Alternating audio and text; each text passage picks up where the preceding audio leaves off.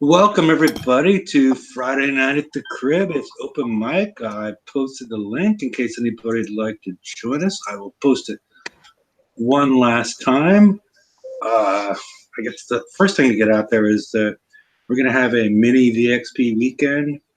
That was the reason behind it is for people impacted by Hurricane Florence and didn't have power or the time to deal with the XP weekend to allow them to break their ships up, because with the increase of 400% reload, which is actually what it is, you're sort of screwed if you don't have rank ships going into the raid.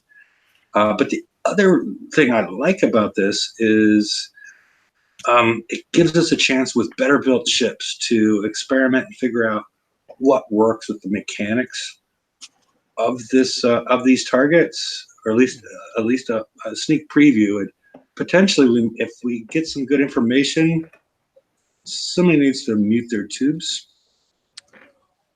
It's not. I'm not hearing anything. We'll try Ben first. Nope. I wasn't hearing anything. I'm not hearing anything other than you. Yeah, well, I'm hearing you. Yeah. I'm hearing myself twice. So that's Google. It happens once in a while. okay.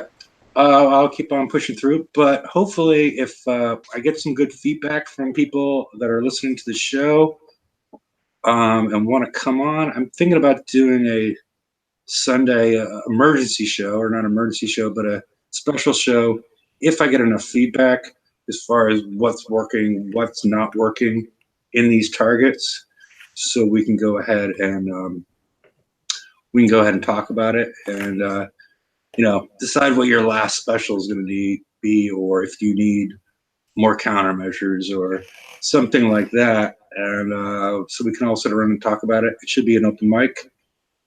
So let me go ahead and introduce everybody from left to right. Toxic. G'day, everyone. How are we doing? Oh, good.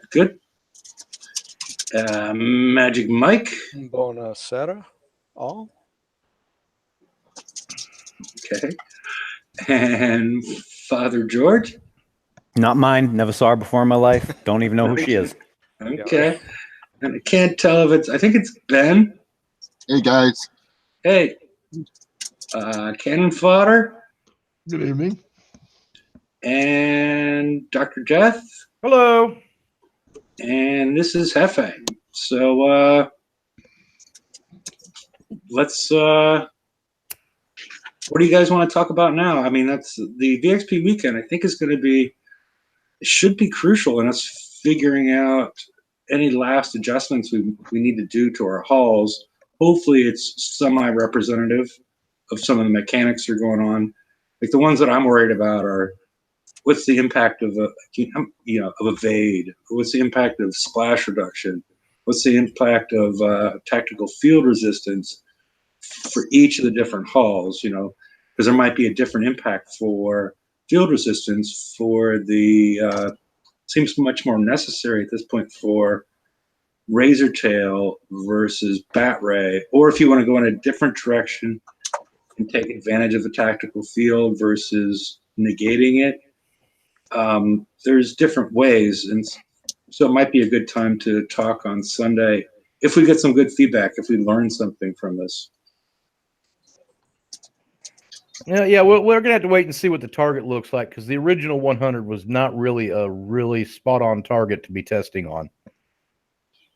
Because they removed the they're probably still going to have the smart torpedo removed. Yep. Yeah, That'd be my guess. either that or hopefully they change that mechanic, because I don't need to look up anything that's going to take advantage of that at this point. But I kind of need it in there because the build that I have is experimental at best. It's definitely an outside of the box build, so it's either going to be really good or really bad. let's see. Always the fun part, right? Hell yeah. So, Yeah, I just don't know. I don't know. I mean, I'm going to test some things on VXP weekend as much as I can, but I just don't know how good the 100 is going to be to actually see some good results that's going to mesh over into the actual raid. It's hard to know when they have kind of a hodgepodge target, when it's kind of a little bit of both, to give you a full, but you can at least test against certain parts that'll be in the whole specific one and see maybe what you can tweak and all that. So, I mean, at least I'm happy it's there, so it'll be good for that part. Okay. Well, since we were talking about something that we, probably don't have a lot of details of, but I think those are the main. Does anybody have anything else that they think needs to be tested besides like the 4 points I brought up as far as like evade, splash reduction, field resistance, and number of countermeasures you need? Resonance battery. Yeah, that deals with that's the opposite of the field resistance. Yeah, if you want to take advantage of that field. Yeah. Yep. I'm just curious to I'm going to be really curious to see how this target's going to work out. I've got some different things that I saw in the first 100. I'm going to test them again in the second 100 to see if I'm still getting the exact same results. If I am, then I'm going to run it at the first part of the raid, and then I might have to do a refit, but I don't know yet. I'm sitting on 5 bat rays, and I'll have a fully built and skulled razor tail too. So that's the other thing that scares me about this upcoming raid is when they drop that TLC. If you read the flash screen that pops up at the beginning of it, it says to get that razor tail to put with your bat ray fleet to get the boost to be able to get through the target, and then vice versa for the other one. So I don't know if Kixeye's got this tweak to where you might need 1 or 2 of the opposite ship in the fleet to actually be able to run the set properly. Without taking a massive amount of damage. Yeah. The way that they had kind of hinted in that little show thingy that they did was that you're going to have one target that's going to be kind of biased towards the razor and the other that's kind of biased towards the bat. And if that's the case, I don't see how a hybrid fleet is going to be optimal. I mean, it may work and it may be better than having 4 hulls, but I don't see it. I don't know how they would be able to tune it that way with the bias and still make a hybrid fleet the optimal version. You know what I mean? We'll see. What I was looking at, George, what I was looking at on these targets when I was doing the 100, and I noticed this, and so did everybody else. If you took razor tails into the target and them smart torpedoes came out, that was it. The razor tails just melted. So, but if you have 1 bat ray in the target, you can stop the torpedoes from actually hitting the fleet. Well, the thinking is those won't be in the razor tail target. Much we like don't. We can't be. Hold on, they'll probably be in the target. The thing is when we were in there and getting hit with those things, we didn't have engines on. I mean, I was out running those things in the hundreds when I didn't have engines on mine. So I think, when you get in with the razor tail, I think the difference between the two is like the razor tail is going to be more blitzish prone and a lot of driving, whereas the bat ray is not going to give a shit about the smart torpedoes, right? So you just have to concentrate on everything else.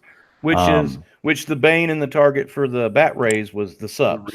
Yeah, which is a Nighthawk now, but same difference. But yeah, so I'm wondering, if you've got even 1 ship in there to where it can eventually pull that dang sub up out of the water so you can kill it, is that going to make a difference? You see, that's where I'm curious about how these targets mechanics are going to work. But the bat ray could not, because the bat ray does submerge damage. Not enough. When I tested the one, bounces off of it. Yeah, when I tested the 100, I could only sink the subs if I was able to get a chiroblast on them, and then all of a sudden I'd start chewing them up. But otherwise, no, I would just sit there and pound on them, and they were it was nothing. It was just scratching the paint. Yeah, and that's why I put cryo battery on mine, because of what you had said last time we talked about it. So in case they are in the target, I don't feel like they should be, and I don't think, like, from what we saw, I don't know. It's going to be a bad deal if they have those in the target. Well, no, it's going to be. See, here's the thing, and it doesn't matter which way it goes. Player base is going to scream when this raid starts. Okay, sure. If they put the the subs in the bat target and they put the smart torpedoes in the razor target, somebody's going to get upset because they're going to lose their fleet. You know what I mean? If they don't have the right build. But if they make the targets exclusive, to where they don't have any subs in the bat and they don't have any smart torpedoes in the razor, then you will have to have both fleets if you want to get the set bonus. Why would you lose your fleet? Yeah, those two don't seem to be connected. Well, no, the bat rays melt to those stupid subs. Literally That's what melt. I'm saying. I'm hoping they're not in the bat ray target. Right, but if you, I'm talking about the set bonus. To get the set bonus, you got to be able to do both targets. I understand, but we weren't. I didn't know we jumped to that. Sorry. And well, that's what I was saying. People are going to scream if they go into these targets and they see a mix, right, to where they might survive and take some damage. They're going to be upset though if they start taking heavy damage. But then on the flip side of the coin, if the bats are just melting in the razor target and the razors just melt in the bat target, then that's going to say we have to have both fleets to be able to claim the bonus. And remember, the last time they did that, the player base went on riot over that. Truthfully, I'm kind of under the impression you're going to need two fleets to do both targets well, like even remotely well. And I think thinking otherwise is kind of short-sighted. I mean, well, no, I'm under the same philosophy. That's why I said I've already got the razor tail fleet building. Yeah, me too, I mean? But it's just it's something that the player base is way against, because they want it to be back to where I only need one fleet to do my raid. Well, you do. You just can't do it as efficiently. I mean, ultimately, if the target's reasonable, you're just not doing it as efficiently. That's the big difference. So I'm kind of still lost. Why are we assuming that you're not going to be able to really do well in the other target with the opposite just based fleet? on what we saw in the VXP target. In the VXP, yeah, but who had full out built fleets? I had my bat rays went in there with everything but armor. Other than that, well, that's a huge thing given the percentages that we're looking at for resistances. I mean, that's a massive thing. On top of, did you watch any hits with bat rays on the subs? Oh man, that was just brutal. That was ugly. But George, have you seen anybody? I saw a ranked one near the end of VXP weekend, and they didn't really seem to have that much of a problem, which is why I'm kind of wondering why you guys are thinking that the sub cryo battery or anything, because they weren't using cryo battery. Okay. Well, I mean, I know I'm not a complete idiot, and with 4 of them, I mean, I know they weren't ranked, but they were comparatively, they were doing equivalent to nothing. I mean, they were damaging it, but compared to the rest of the targets in there, they weren't. It was like I was bouncing off of them. Yeah, for me to kill one of the 100s when it was last VXP weekend, it would take me 10 minutes to kill one of the 100s. I'd spend the first 3 minutes wiping everything else out. The other 7 minutes was just hitting subs. I buzzed through all the other things, no problem. It was the subs. It was like 2 different targets completely. It was killing everything reasonably well, even with no rank, and better as I ranked them. And then coming up to the subs, and it was just I took 3/4 of the damage of the whole target right there. If it wasn't for them, I could have done the 100s for not much damage easily. What were your evades? Because with the razor tail, I don't think it's going to matter. Because evade doesn't affect how. The problem isn't the damage I'm taking; it's a problem of how long it takes me to kill them. Right, they're kind of intertwined. If they're not hitting you, then it doesn't matter how long it takes you to kill them. Certainly, but if I'm killing them, it doesn't really matter how well they're hitting me. Not that well. I mean, it's a give or take there. Obviously, but let me look. So, I'm just saying, like I said, the difference was marked. Is all I was really implying. So, I just think it'll be a bad idea if they mix the tech there. Yeah, I mean, I think they're going to mix the tech. I mean, I don't know. I mean, I know the player base is going to be an uproar unless it's reasonable on the damage. You know what I mean? If I can do the bat ray specific target for say 2 coins, and then turn around and do the razor tail target with that same bat ray fleet for 3 to 4 coins, I could see that as being a reasonable amount of damage. Because it's not the specific target for the razor tail or for the bat ray. You know what I mean? And 3 hours damage is reasonable for a set. 6 coins, driving, right? Yeah, this is driving 5-6 coins because I don't have the second fleet to do. I don't have the razor tail fleet to do the razor tail target. I wouldn't call that reasonable. I don't know where you guys come up with 3 hours of damage, because that's 6 hours map time of damage. That's not reasonable to me for an S set, especially if you're driving. If you were autoing, that's not reasonable to me. Well, It's I not- understand. I do understand what you're saying, George, and we've all been complaining that the repair costs are getting way too high on these targets. But I'm saying for what I've been based on, what I've had to do for what I've been looking at, that would be something I could at least chew on. You know what I'm saying? It ain't something I'd be happy about, but I could chew on it. So that's what I mean? you're expecting, not what you Right. find acceptable. Because I want to be very clear, because when people start talking and stuff, and they're like, "Oh yeah, players are saying that Dr. Death said six coins acceptable."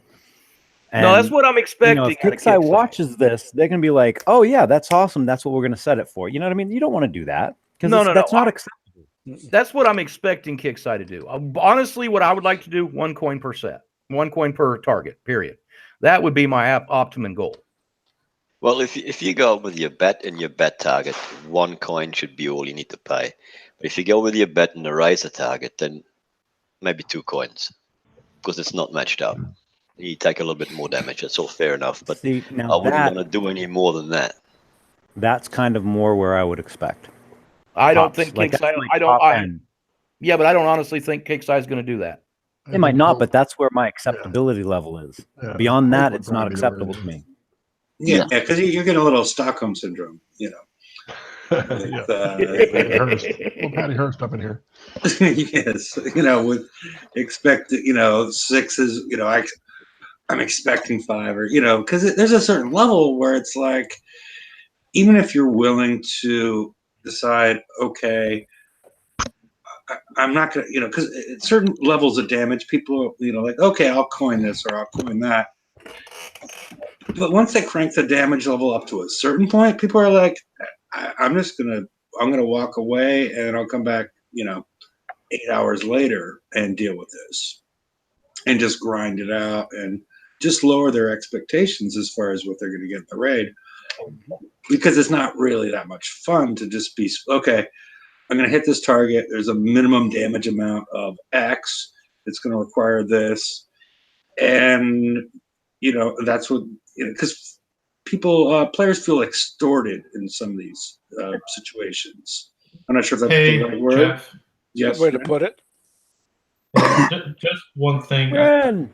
Hey, to one thing George said, and I think for years we've been using, I'm going to say, metrics to say what's good, what's bad. And I think we got to change the language, because sometimes we dig ourselves into a hole of our own making. Like, remember back when you used to say, oh, if I spend 1 coin per million, it's a good raid. But that was back when 40 million points would get you every single freaking prize on offer. I think you hit the nail on the head. Right? Now, if we kept saying, oh, 1 million per, 1 coin per million points is great. But now, you know what? You need 200 million points. So are you willing to spend $200? I'm not. The 200 coins, sorry. Right? Yeah. It's I think it's just like, what is reasonable over a weekend to say you would spend on a raid? Would you spend $10 to get all the new prizes you want? Would you spend $15? Because it doesn't matter if a set costs 1 coin or 4 coins or 8 coins, because over time a set used to give us 3 million, and then it was 5, and now it's 10. Oh, so a set gives 10 million. So if I can do that for 4 coins, sounds great. But how many sets do you need to do now? 40, 60, 80? You know what I mean? Yeah, I mean, they keep on doing the same thing with, everything. Let's just add more numbers to it, make it harder. The Conquerors. As far as the armor numbers, they just keep on making the numbers bigger. In everything, every part of the game, they just keep on making the numbers larger, significantly. Shipyard. Yeah, and the new dock, where they've gone from 100,000 to 200,000. As far as the armor, that's scary. That's honestly scary. The fact they're doubling max weight allowance on dock, it's scary. Well, I mean, the thing that I think that's the new type of escalation. Instead of more, deflection, they're going to make it where they're going to have super powerful weapons, but they're going to weigh forever, so you're not going to be able to use the tier 7 stuff. And they don't even, here's the funny thing, I mean, based on the mechanics they've been doing now, if they carry on, like, they put the deflection on the weapon like they did now. Even if the power of the weapon is the same, they can make the weapon add 3 types of deflection now, or 3 times more of that one deflection, and escalate everything else, so you need that. But then because the weight is double, of course you can't refit that to your older hulls. That forces you to build the new stuff. Which does the exact same thing that we've done the last 2 years, which is put us in the position that we're at now and all the unhappy players. Yeah. I don't know. I said they weren't going to do. I mean, I don't know what. Go ahead. I was just going to say, back to the raid. Level 7 tier 7.5. Oh, sorry. I was just going to say, back to the raid thing, I just wanted to say, I mean, I was doing last raid, each target for like 45 minutes. So it was 3 coins per set, maybe 4, right? So it's 4 coins, 10 million points. I think I did 300 million points. So 30 sets, I guess. So times 4. I didn't coin everything. I repaired a lot slowly, but, it could have been 120 coins to finish my raid. Did you use a grease monkey at all? Or I was didn't it just... have any because it's been 3 months without rolling a single grease monkeys for me. See, it's not just me. I cannot stand that I can't roll a fucking grease monkey anymore. Now, I gotta say, I rolled one today. But that was after 3 months of not getting a single one. Right? So, anyways, I mean, is 120 coins to get 300 million points acceptable to me? I'm going to say, because I don't spend all of that, because I repair some of it slowly, yeah, it's okay-ish. No. Well, exactly. Different people have different opinions. That's my exact point. And different people, some people, how many players go for 300 million? 1,000, 2,000? Most players struggle to get 50 million. Yeah, I'm a coiner, though. I go for 300 million. I go to claim all the prizes. And I pay up front for my ship, so I shouldn't be paying that damn much in a raid to get the tech. That's the other thing. Back in the day, you'd pay up front and you wouldn't pay on the back end. Now we're paying on both sides. There you go. Yes. Totally stealing that from Boba. I mean, that's one of his pet peeves. Oh, yeah, he keeps saying that, and he's damn right. Yep. I mean, I didn't get all that many points in the raid, I don't think. I think I had 200 and something, 220, 230, something like that. And I ran 3 grease monkeys, and I still spent about 80 on coins or so. So we double that. That's why I passed 120. But I don't have the best built chips, and I'm not the best driver, so I mean, that's the average. That's the average I was seeing in my alliance. Most of the players in my alliance were running 8 to 10 coins a set. That's a lot. I was with Ren running 3 a set. Right, but you got to think though. There is a big difference between your top end players that can drive good, know all the mechanics inside and out, and then your average player. And I was in a busy sector last raid, and I mean everybody across the board that I was talking to, and these aren't top end players, were all running 8 to 10. I was even seeing people complain that they were spending 16 coins a set. Because they just they either couldn't drive the fleet right, or they were having lag issues, or they just didn't have the right tech or right build. Now, tell me if I'm wrong for this first raid. Isn't the tier, how's it called now, tier 7 set, the 80s? They're paying more, right? 3.3 million points per set is going to be? I got that pulled up actually right now, Ren. Tier 6 is 3 targets, 100, 200, 300,000 points each, and 450,000 bonus. Which is 1.05 million points per six, and these are the 60s. I'm talking. I think the 80s now it's 600 million 600,000 per target, and then a bonus that makes it 3.3. I read that. I'm just asking. That's more than the previous months, right? Yes. Yes. Okay, so that's the hope for people. Like I think with 3-4 ships only, who don't have like 5 ships. minus whatever the knockdown is on the points for being above level. That's a question.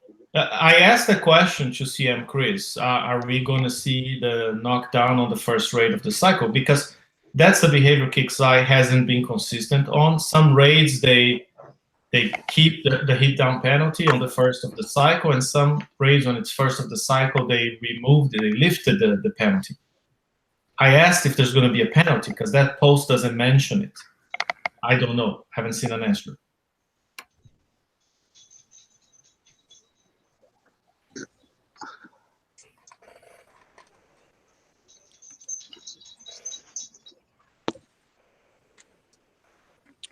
Did we lose Hefe again? Really? It's muted, so I don't know. Probably chasing his puppy. Took his beer or something. Oh, he's still. Okay. He's just, Maybe. Pet Yeah. peeve time. Base race. Man, how many people have seen players complain that we can't get another set of the turret tokens? I don't see why anybody's complaining about that. Neither do I, man. I'm like, come on. It's like it's not for top end players because it's tuned to icebreakers, not dragons. Exactly. This was come a on. bone. I had to give Kixeye credit for this one. Kixeye threw us a bone on this one. You can get Yes. another 10 days to take off all the new builds that you got. Why are you complaining because you can't grab another 10 of the 3-day tokens? Yeah, I mean, you're not using them right now anyways. I just, there was And something on not only they Discord threw us the a other bone, day. they threw us 2 bones. Because they were Sorry. They threw the bone to people who had icebreakers still. Those Yeah, of but us you know- who scrapped them. Well, No, there's but no if you bone. scrapped icebreakers, means you're not catching up. You're at the top of the game because you have Inferno Dragons. Right. You but can't you take can't use them in. Infernal Dragons. used monos and a Zelos. And You can't use the Zelos. You can't use Zelos, yeah. I mean, Yeah. the whole I understand that. I wasn't saying you could use it on the campaign. I'm saying you could be behind and doing your FM with the Zelos and the monos Oh, yeah. and have maybe one icebreaker, and it's useless to you to do the. No, if you have one icebreaker and you have monos, you can go and do it that way. Yep.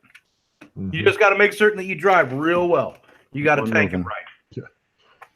But the bottom line is, when that base race TLC came out, it was not for top end players. That was a complete catch up mechanic. The 3-day turret tokens were so that you could get your turrets up to the top level, and the 10 days of structure build was to help you take up OP or any other building in your base, so you'd be ready for OP 11. Right. The fact that Kixeye threw this back out again, which the top end players can now take advantage of, I don't see any reason for anybody to be complaining about that. That was a true bone from Kixeye for a Yep. change. That This is my is the pet gift peeve, of man. course. Yep, that's my pet peeve. I'm seeing players complain and whine, and I'm like, dude, what? It's not even for you. I mean, next time, do you want them to just lock it out by level? I mean, if you keep on bitching and moaning, that's what's going to happen. So shut the fuck up. Be happy that you got 10 free days of tokens, and go do it. At no cost. You know, because the top end I mean, what players, the hell? we've had our icebreaker fleets tweaked out to where we know the exact build to use. I can run through, 5 of the freaking campaigns, park my fleet, let it repair for 5-6 hours, go back and finish it off, and I'm done. I mean, that thing is so easy, it's not funny. I just couldn't understand why people were complaining. It drove me. I was like, what the hell? And the other thing is, like, people always want to be, carried, like, hand holding all the time. It's just, there's been plenty of evidence in the game that people should not scrap their icebreakers, honestly. Like, there's so many of these catch-up campaigns. Even if you have, let's say I had Skyfires, but if I wanted Skyfire tokens last raid, all I needed was icebreakers. And this raid now, Tideseekers. If I want a Tideseekers tokens, even if I'm not catching up, I need icebreakers. Every sort of catch-up, something Kixeye has put in this game in the past 6 months, I guess, requires icebreakers. Yeah, because that's the fleet that they give away. That's the one that's easy to get. I mean, how many tokens are in every week? The only problem with the giveaway. 4 days of the icebreaker giveaway, tokens every week. Yeah. the fleet of icebreakers that give away can't do that TLC. Well, hopefully they were doing the FMs and getting the tokens. Yeah. Well, they gave away Just the a statement. well, they gave And away retrofit. Yeah. The Visaga was also part of the FM, and so that's also been made available to players. I don't know why they if you would have removed spent it, half though, your life, because it's not there anymore, is it? As long as the 111s are on the map, Yeah, I don't think it will not is. scrap my icebreakers. Yeah, my rule of thumb when it comes to fleets, because I don't stockpile fleets like you guys do. The storage capacity bonus had no effect on me at all because I've still got plenty of space to put ships in. Same So here. my rule of thumb that I've always followed in this game is until there is no target on the map that I can hit with that fleet, and I don't care if it's the smallest target or the biggest target, until there is no target I can hit with that fleet, I don't even consider scrapping it. And then I always wait one complete raid cycle before I think about scrapping it. And to me, like I like your logic, and on top of that, like the icebreakers, I use them every week on my FM. I put the Inferno Dragons and the icebreakers out both, and I have one of them out doing 120s, the other one out doing 111s. It helps a lot in my FM because those icebreakers can out a whole bunch of 111s. Yeah, I do understand somewhat what they're saying because it does feel like cheating a little bit that they are, if you get the next tier of technology, it shouldn't be excluded. I mean, But the campaign's not for us. Yeah. Yeah, but it's advantageous for us. Okay, and that's fine, and that's where strategy comes in. But it's not Exactly. it wasn't intended for us. I mean, I have more icebreakers than I need because I didn't like icebreakers, and so I built 6 of them because I didn't want to claim the Visago. So I have 5 regular icebreakers and then a Visago. So I'm gonna, at some point I'm gonna scrap the 5th one just because, with all these upgrades going on, I could use the resources. But I actually have 5 normal and then the Visago. But it does. The thing is, if the shoe is on the other foot, if you have him, why are you winges compliant? But if you don't have him, then you're one of the winges. It's one of those things. You know what I mean? Like, why do I need? Why do I need icebreakers? There's only one. There's only campaigns. All the campaigns that we're on, I could do with other fleets. I didn't have to have but it's icebreakers. still strategic. I mean, honestly, deleting everything but the most recent fleet, it's bad strategy. It's being just like deleting special flagships like the Savage Kodiak. A lot of people did. Why would you delete a fleet that gives 50% resistance and reload to any ship with missiles? It's just like, well, why? Right? Yeah. And it's just like I always keep the current technology and the -1. The -2 I delete. Because the -2 is the fleet from I deleted my Tideseeker, but I kept the Harlock Tideseeker because it's special, right? It's just bad strategy in a strategy game, and you have no one to blame but yourself. Exactly. It's not even that. My pet peeve. Hold on. My pet peeve wasn't even about the icebreakers. Not. My pet peeve is the people that are bitching that can do it, but want the extra 10 days added in so they can stockpile tokens. That really rubs my ass the wrong way that they're bitching and moaning about it because they want to. I mean, the campaign's not intended for them. Right. Well, it doesn't matter what you give people; they always want more of it. That part's pretty normal. Yeah. I'm just saying, it creates weird stuff like that. I'm sorry. Go ahead, Ben. That's what'll get people Kixeye to stop running the campaigns like that. When they give us the phone, people want more. And bitch because they don't get more. Yeah, because they want to be whiny little bitches. No. I mean, I'm not bitching about it, but because again, I have more icebreakers than I need. I just find it odd that they're, the newest and greatest is excluded. And it's even though it's not meant for us, I understand what you're saying, but it creates this whole thing of doubt. I mean, do I delete this? Because everybody's, Well, with the icebreakers, with the icebreakers, hold on. With icebreakers, but look, with the icebreakers and the monolith, dude, it's not even whether or not you want to scrap it. It's whether or not you actually spend the extra time and get the tokens in the FM. Because you can have enough in there to build a complete fleet. Because I did. Yeah, but they weren't ranked. That is true. But like I said, as long as there's a target on the map that you can hit with something, you shouldn't scrap it. Now, if you're sitting there, holding on to stuff, that's no longer you can use. Like there's people still holding on out of Conqueror fleets. They got Vendettas and Rages and stuff like that they're just holding on to in their dock. They know is not ever going to be viable in the game anymore. Then why complain about dock space when you're sitting there right there? There's 10 holes right there. That's 10 slots that you could put something that's actually still viable in the game in. You know what I mean?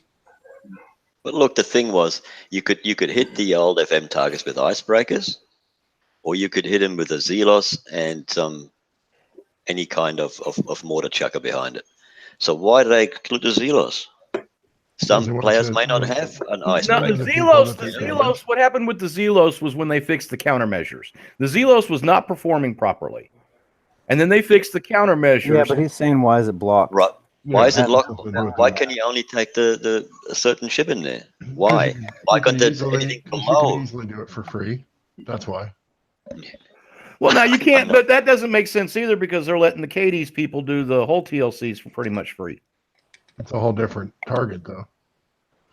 I mean, they're letting them probably because they know they're going to get too much backlash if they exclude those, whereas more people can After they do did, yeah. this target because more people have icebreaker fleets.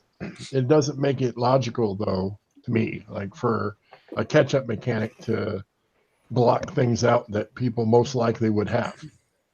Yes, to say, for our level or people that play a lot or can do the FM for easy, sure, you pick up all the tokens, sure, you do this, that, and the other, but blocking out something that was very often used and very popular method of doing the targets seems illogical. That's all. I don't care one way or another, but yeah, the Zealous is probably the only thing that I could see someone complaining about. that was my only thing. Like, why? Like, That should be allowed. Should totally be allowed. Yeah. Yep. So. Especially because it sends a mixed signal, right? I mean, they do offer the Zealous on FM. They do offer Zealous tokens on the FM. So it is a valid choice, right, that they want people to take. Yeah. Exactly. And many people use that versus the icebreakers, especially lower levels, because why do they want to build two fleets? Why do they want to? A lot of them, especially now, aren't trying to get to level 80 anytime soon. So why do they want to build a bunch of stuff that gets them there quicker? But the whole idea of the Zealous was to be a generalist ship to use anywhere.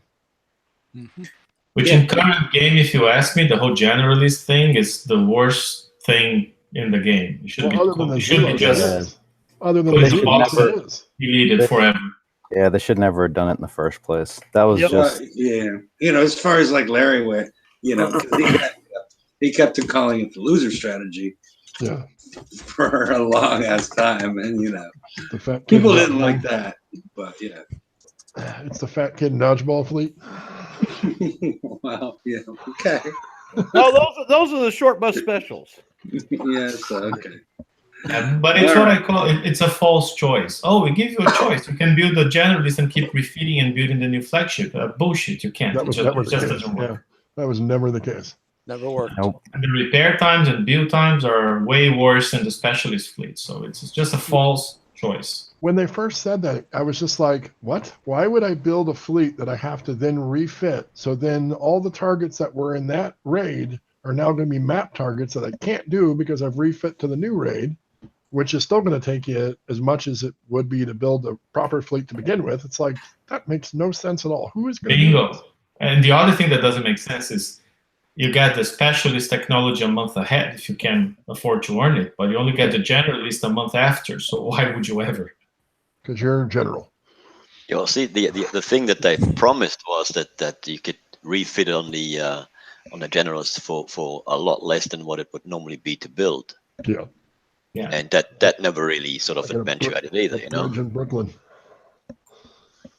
But I think it's the downside of having a different game team every 6 months. There's no continuity, right?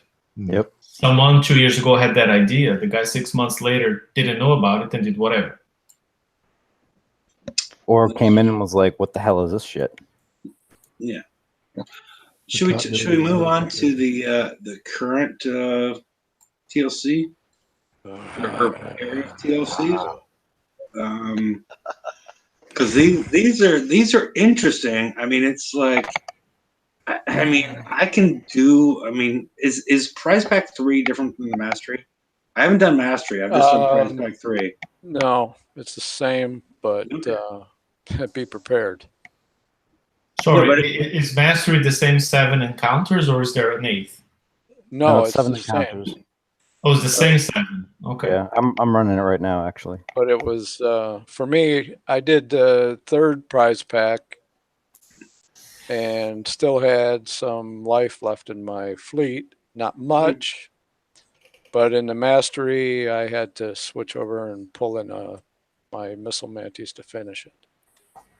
So you think there's a difference? So it killed the entire scatter fleet. I'm sorry. Go ahead, Ren. Just asking, was it some different driving, some different crew you did, or was it just flat out harder?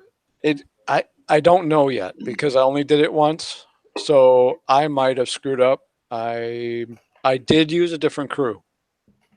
I used Molotov Maidens in the second. I was experimenting with different crews. So yeah, I did use a different crew. Yeah, and you might have gone with Lucky Bastards. That's I could have done that too, but I think that's the I'm not crew. usually a lucky bastard. So No, I found out that Wharf Rats was the best one for me. seriously, No. Because I always encourage Father George. I always encourage Father George to like. I think when he was They're doing all all the videos, I'm like, throw the Lucky Bastard on there. Don't talk about it. I was going to try a radiated cutthroat. I'm gonna do that one of these days too. I just keep forgetting about it. I love that idea.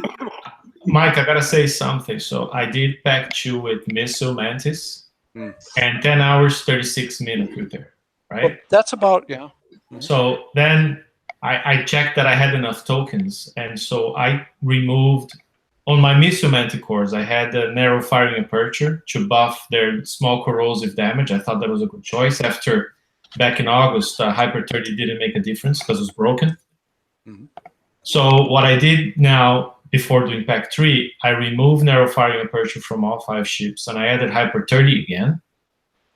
And so when I did pack 3, which has an extra encounter, number 7, right, I actually finished for 10 hours and 18 minutes damage. So I did 7 encounters with the same crew for less damage than I did 6 before by changing that one special. So I don't know if it's just the speed or if that splash damage reduction is actually working, but it made a difference. That's what I'm trying to say. Yeah, it's actually working.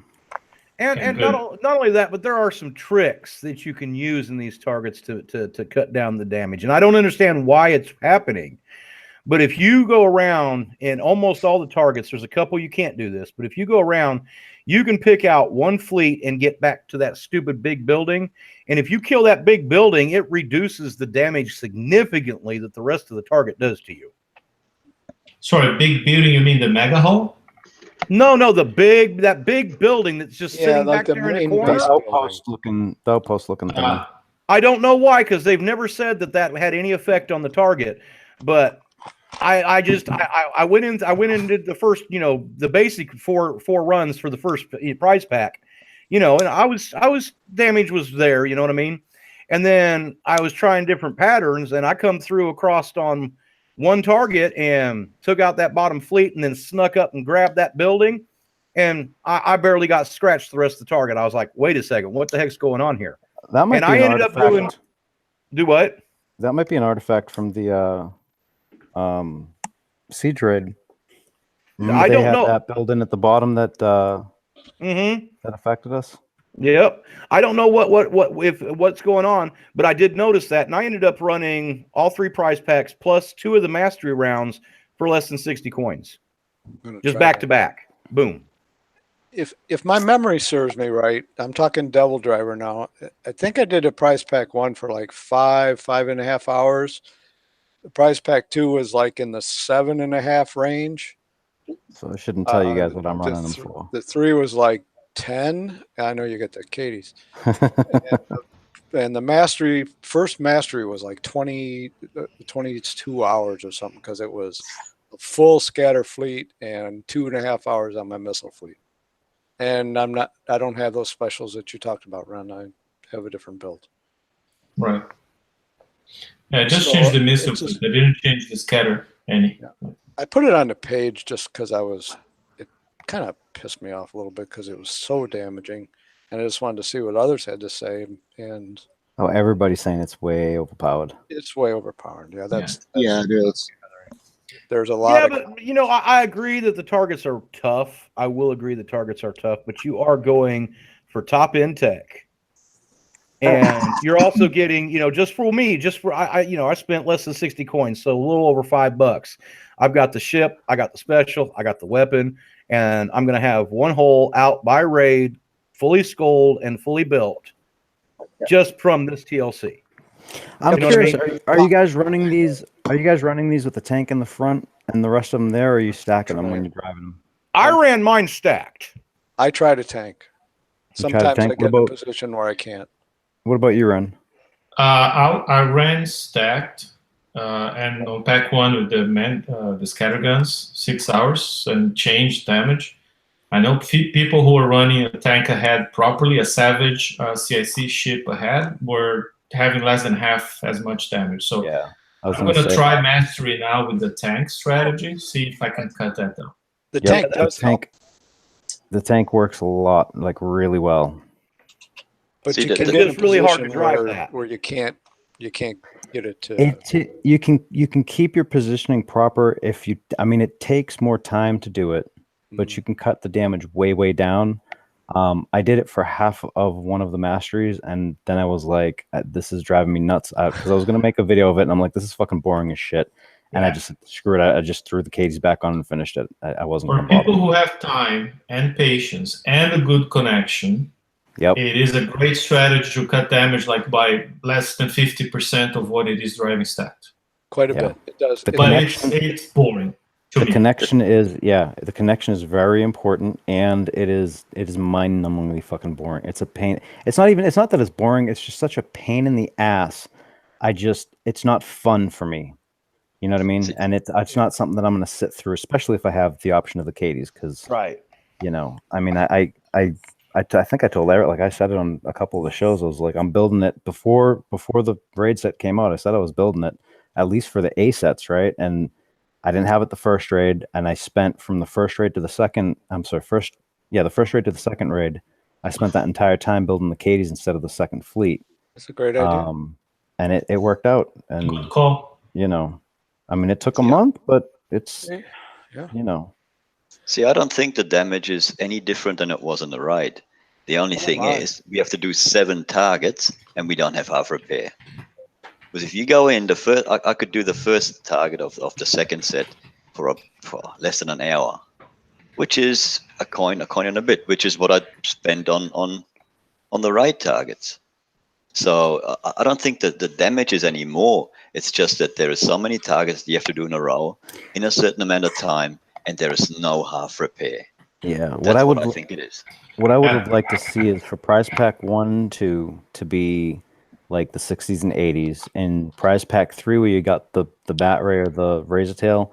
The last one on that should have been an S target, or maybe the last 2 an S target, and then they could have screwed us on the mastery, because that's where you get your tokens and the VXP tokens and stuff, right? That's where, you know, you want to make sure you throw us 4 or 5 S targets or something. But that would be set consistent up with now. what they did in the past. Right. But I think Kixeye couldn't do that. I think Kixeye had themselves boxed in on this one, because last raid, if you remember, if you took Mantis into a 60s target, what happened to it? It just melted. Didn't like They it. took more damage than Skyfires. Yeah, it didn't have charged armor, so it just melted. Because they had the targets set up, the lower end targets were all set up for charged armor, and the S target was set up for the new armors. So they're doing the exact opposite of what they should do then. They should make one of these hulls really easy to get for everybody, so that way they can tune the raid sets. There you go. So they don't negate the new stuff.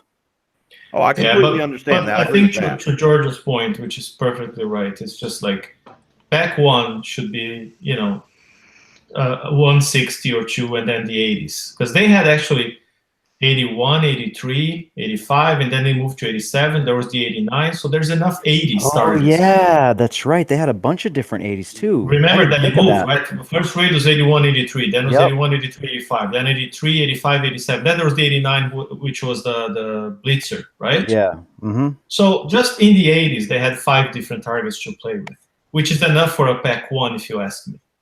Or they could have put the hull in price pack 2 instead of 3. I agree. Which would have helped a lot of people too. And then I actually asked it. TSM helped me with that. We unearthed the previous old campaigns to get new tech for raid, and it used to be the hull and an older weapon in pack 1, like Ironclad and Earthshakers. That was actually an example. Then pack 2 you got the special, and then pack 3 you got the new weapon. Right, and make it progressively harder than that way. But the thing that you really are wanting out of that, or the thing that I really needed, was the hull. Yeah. Or what they could have done is put one grease monkey in, just one. Oh, in Mastery, put a something. It doesn't have to. But like George said, in Mastery, they want to do all elite targets. Fine. That's where the tokens are. You can get them. Okay, because each token is what, 48 coins. So if you can finish that, you spend 10 coins. It's still a good deal if you want to spend that money, but you're getting a good return, right? But I think pack 1 should be only 80s. Pack 2 should be the 80s and maybe 1 elite, 2 at most, no more than that. Yeah, and introducing, were those new targets, or I didn't do the blitz target? There's a new target at the very end of pack 2 or 3. Yeah, 3. Two of them, yeah. I think number 7 is brand new. A brand new one, yeah. I thought 6 and 7, unless 6 was a blitz target. No, six we've done before. From 1 to 6, they're all S targets, but I haven't done the 7th. I haven't gotten that far yet. You can hide behind a lot of the land on some of that. Yeah. Yep. So, I actually thought the 7th target was one of the easier ones. That is only if you got the scatter fleet. You cannot hide behind a land if you got a missile fleet. You will get slaughtered. No, you can. Well, I mean, it takes time because then you're killing ships one by one. You're right. Yeah, but the thing with the missile fleet, if you move very slowly, and again, good connection, good reflexes, zoom in. I did that on the Battle 7 that I posted. You can actually have only the special weapons firing at you from the Savage Kodiak and outrange everything else. Mm-hmm. Yeah, because you can kite the other ship. Yeah. Now, I will say, y'all know I'm a tinfoil hat guy, and I'm the first one to rag on Kixeye normally. But there was a small bone in this TLC that I do want to call out. Over the last, 4 or 5 months, every time they've dropped a TLC for us to pick up a hull, they've been giving us 1 to 3 tokens in it. This time, they gave us 7. Kudos to Kix on that. Yeah, but the cost of that 7, I don't know. But I'm also it beats coining 7 days of building. And again, not for free players, but for people who are going to coin to have a ship or whatever for raid, it beats coining the time. Yeah. And again, I don't like the 7 target. As you know, I don't like the 7 target thing in 1 hour. In 1 hour. No, I don't. I agree with you 100%. I do not like 7 targets in 1 hour, Hefe. All I'm saying is I want to call out the fact that they increased because over the last 6 months we've been seeing a reduction in available tokens for whatever the current ship was or generic tokens, right? And everybody's been screaming about it. Well, this time we got an actual increase in the tokens. So I'm just saying on that aspect and only that aspect of the target, I'm saying Kix, you're going the right way. Yeah, but they've increased. When's the last time we had a TLC that had this much inherent damage? It's the worst one I've seen. I don't recall another one like this. The one that we were supposed to get the skins for that we never got the skins for. Yeah, that one was bad too. I never lost an entire fleet. Everybody lost entire fleets on that one. No, but you're right. I mean, as far as TLCs to get hulls for PvE, this is the hardest I can remember. Yeah, you got to make a choice whether you want to use if you even rolled. I mean, I haven't got any. I've only got 1 now. Whether you can use your grease monkey here right now to get the extra tokens and maybe the hull or whatnot, the new hull, or whether you're going to save it and use it for the extra raid. If you're one of the few people with grease monkeys. Yeah, that goes back to did you get lucky and hit the lottery to get that grease monkey? I rolled 1 exactly grand. right. I mean, the thing that annoys me is, it looks like, or it feels like they're tuning the things for that grease monkey, but they're not fucking dropping anymore. I just got one about 2 minutes ago. It makes You you feel suck. I've rolled 2 demo squads during the show. I I've can't been get a rolling, grease monkey. I've been Yeah, rolling demo the whole squats. show. Demo squats and silver salties is what you get.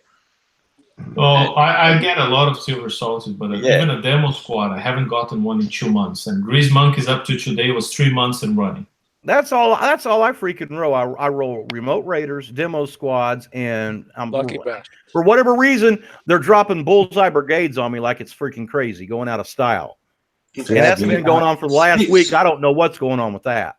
Speaking of tinfoil hat, I have a theory on how crews drop.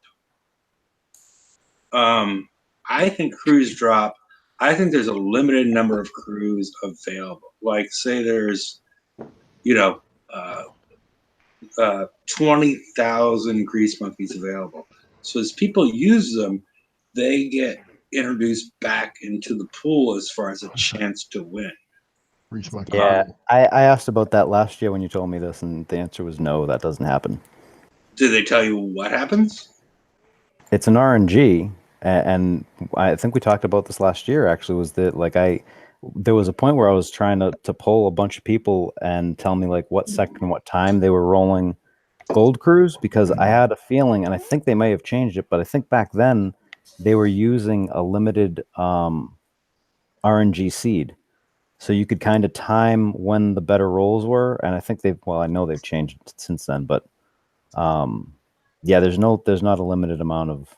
Yeah, but in their table of crews, they can tweak the probability of a crew happening, and that's how they tweak it over time. And I bet you that's what they did with the grease monkey, because I used to drop them. They throttled that one down big time. Because a lot of players I knew were going every raid with 4 or 5 grease monkeys, and all of a sudden people are going with 0 to 2. I rolled enough uranium where I used to roll into a raid with probably around 10 demos and 10 grease monkeys. And now I haven't had one. I didn't have grease monkey last raid. I don't got one for this raid. And I'm really frustrated because it feels like the damage went up to that like 3.5 whatever hours, because they just kind of go, hey, grease monkeys. I mean, we're seeing it in the videos. People are, basing their decisions on the grease monkey and da-da-da. There's no fucking grease monkeys. You can't. You really, I never do videos with grease monkeys just because to me that's misleading. Right or wrong, I try to come up, or I don't come up with anything, but I try to get the build so that I don't need to roll or use a crew. But I'm not talking about raid. I'm talking about for everyday life.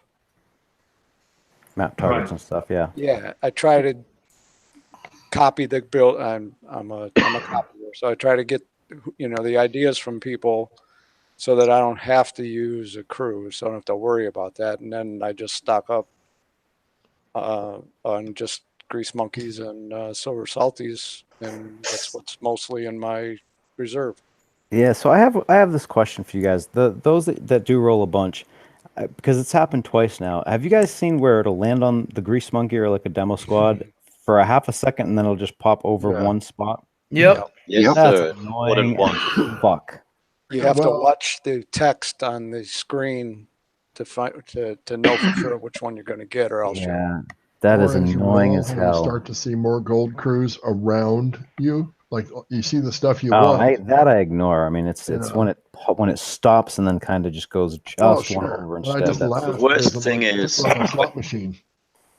The worst thing is when it stops on a normal crew and you already pressed reroll, and then it hooks that little bit further and lands on a gold one and you re-rolled it. That's what that makes it feel really bad. Gotta watch the text on the screen on the left and see, because the text will show up before the roll finishes. So I'm going to say something for this raid. Forget the legendary crews. I think steel heads will be a must-have all the time. I have the impression that the extra 0.1% you get from it will make a difference. Yep, I'm planning on rolling in with the demo squads, man. As many as I can get. I'm actually going to try the Deadeye Destroyers too, just to see what happens, because I think I said this before you came in, Ron. Like the build that I have is it's one of those builds where it's either going to do really well or really poorly, because I based it on the res cap because I wanted the option to auto,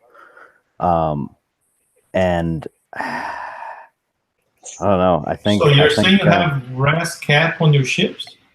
yeah. Well, Res you battery. mentioned res battery earlier. Yeah, Battery. battery. Okay. So what's triggering them? The ice fields. The ships. Oh. Okay. But Yep, 'cause if I I'm mean, autoing, I'm going to end up being in them because I'm not going to be, driving around anything, or you know what I mean. Right. And so that way I have the option, because eventually this shit's going to become a map target too. So, I don't want to drive this shit all day long. And I will say, I know nobody uses them anymore, but for the fleets that we have right now, a crew that people might look seriously at is the Midnight Marauders, because your fleet does not separate with that crew anymore.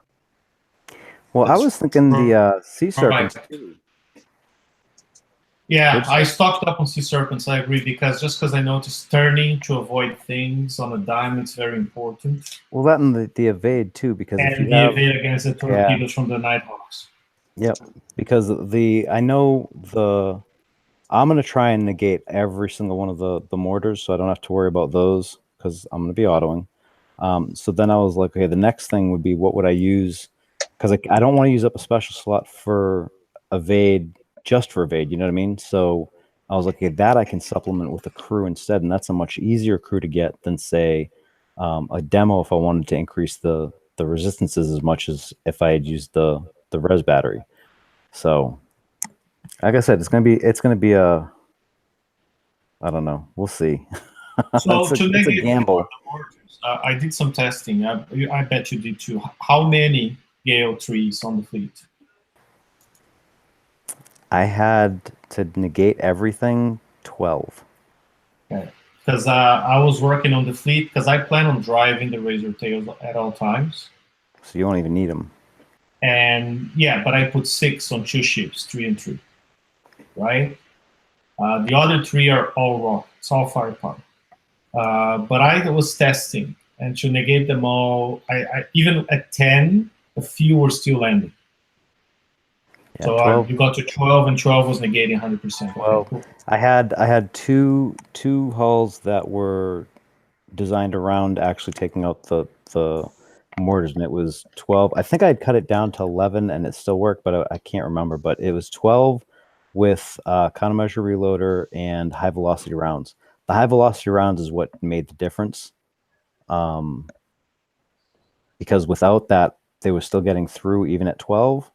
But when I put that on, they just I didn't worry about them at all, not even a little bit.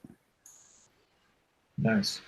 So I don't know if it's the same mechanic that we saw when what was it, the twin fire and the missile came out, whatever the hell it was that we couldn't shoot down the missiles. Or was the MSC, when the MSC first came out, that missile? You remember how there was that mechanic that if it was too close to the turret, you weren't shooting down the missiles and stuff? I remember the ECM turret wasn't even firing. Yeah, it kind of feels something like that, where the higher projectile speed on the boats with the gales actually helped take out more mortars. I wondered if that mortar head crew, not the basic one, the one up, the brown one, gives extra range to the gales. I wonder if that could help. Which one? The 1-star mortar heads gives extra 30% range on the gales. Yeah, no So shit. by having them detecting and firing earlier, you'd be taking out more. I've been testing that on my FM fleet. It does make a difference. Oh well, Because those FM mortars are real fast from the turrets. Yeah, on my very first video for the FM, when I did the 2 hulls, that's what I had on it, was the mod heads, I think. With this one, I mean, if you're gonna auto it and you don't have that many gales, then that would help immensely. But if you have enough gales where you're only getting a couple through or something like that, I would think that maybe some more evade or something, or more resistance would be more helpful. I don't know.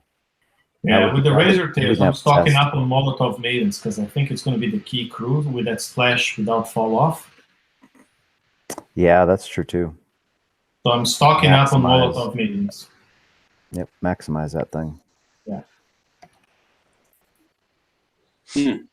More splash, more spread. I just want to fire and hit the 1-2 ships behind the one I'm firing at, kill them all at the same time. That's why I wanted to use the Deadeye Destroyer too, though, because if I get more criticals on those rockets, because there's no fall off, it's going to be critical all the way across. Yeah. It's going to be interesting. I mean, there's going to be a lot of stuff to test. And then we'll see what changes between Raid 1 and Raid 2, because Absolutely. I don't know how much is going to change. They might not like some of the stuff that we found. I just rolled another Grease Monkeys. Yay! You suck. I have 2. We don't want to know that. I just But shot I 7 need to hungry brag and you bastards guys in a know. row. What'd you say, Ren? I just said I need to brag, and you guys are here. So I need a grease Look at it. monkey. This is not a lie. This is not a lie. I'm sharing right now. As soon as Ren said it, look what it. You motherfuckers. you got what Fuck you? all y'all. Yeah. Thanks, Ren. After just 3 rolled- months without I just any, rolled man, a I have lucky 2 now. I'm feeling like I'm getting the lottery of Battle Pirates here. Oh my goodness. I guess they're watching the show and ranking. I got up. like 3 lucky bastards in a row. Fuck you guys. Yeah, I got You 7. advanced knowledge, Ren. That's what it was.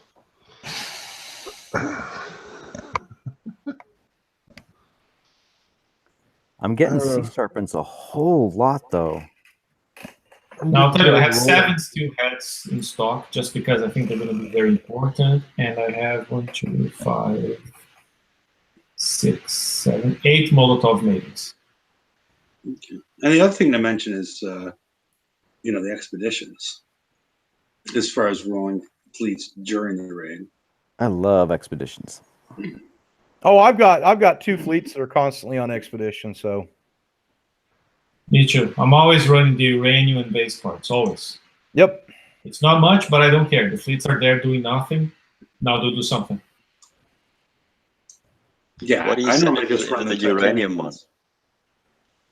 Say that again? Sorry. Go, Hefe. No, I said I just normally run the titanium one, but go ahead. I was just thinking, what do you send into the uranium?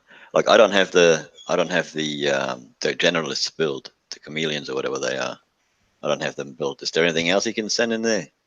Tide Seekers, Prototype Seekers, Hunters. Just don't send Fangs. Fangs do crappy on that expedition.